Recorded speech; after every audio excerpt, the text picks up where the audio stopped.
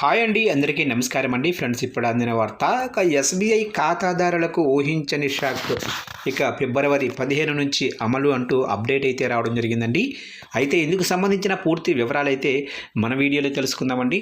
Video మాత్రం పూర్తి వరకు చూడండి ఫ్రెండ్స్, అప్పుడే మనకి పూర్తి సమాచారం అయితే తెలుస్తుంది. అలాగనే వీడియోకి ఒక లైక్ చేసి ఇలాంటి ముఖ్యమైన అప్డేట్స్ కోసం ఇప్పుడే మన ఛానల్ని సబ్స్క్రైబ్ అయితే చేసి ఫాలో చేయండి ఫ్రెండ్స్. ఇక లేట్ చేయకుండా టాపిక్లోకి వెళ్ళిపోదాము. ఇక ఐఎంపీఎస్ ట్రాన్సాక్షన్లపై ఎస్బీఐ ఛార్జీలు. ఇక ఐఎంపీఎస్ ట్రాన్సాక్షన్లపై సర్వీసు ఛార్జీల వసూళ్లకు ఎస్బీఐ సిద్ధమైంది. ఇక 25,000 నుంచి 1,00,000 వరకు 2+ జీఎస్టీ, అలాగనే 1,00,000 నుంచి 2,00,000 వరకు 6+ జీఎస్టీ, 2,00,000 నుంచి 5,00,000 వరకు 6+ జీఎస్టీ వసూలు చేయనుంది. అయితే 25,000 కంటే తక్కువ నగదు బదిలీకి ఎటువంటి ఛార్జీ చెల్లించిన అవసరం అయితే లేదు.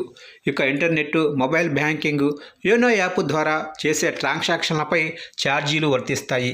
ఇక ఫిబ్రవరి 15 నుంచి ఈ ఛార్జీలు అమల్లోకి అయితే రానున్నాయి.